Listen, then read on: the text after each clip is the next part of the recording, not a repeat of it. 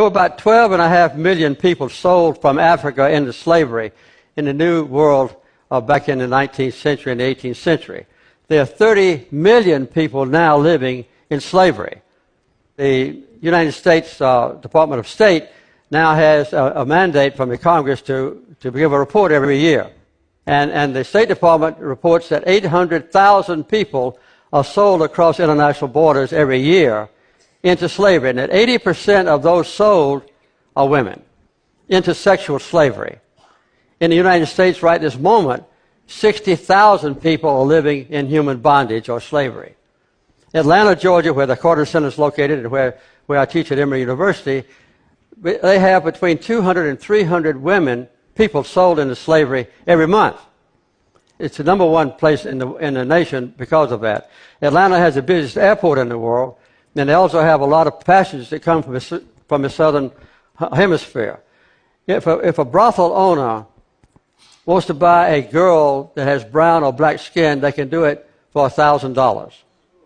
A white-skinned girl brings several times more than that. And the average brothel owner in Atlanta and in the United States now can earn about $35,000 per slave. The sex trade in Atlanta, Georgia exceeds the total drug trade in Atlanta, Georgia. So this is another very serious problem. And the basic problem is prostitution, because there's not a whorehouse in America that's not known by the local officials, the local policeman or the chief of police or the mayor and so forth. And this leads to one of the worst problems, and that is that women are bought increasingly and put into sexual slavery in all countries in the world. Sweden has got a good approach to it. About 15 or 20 years ago, Sweden decided to change the law, and women are no longer prosecuted if they are in sexual slavery. But the brothel owners and the pimps and the male customers are prosecuted.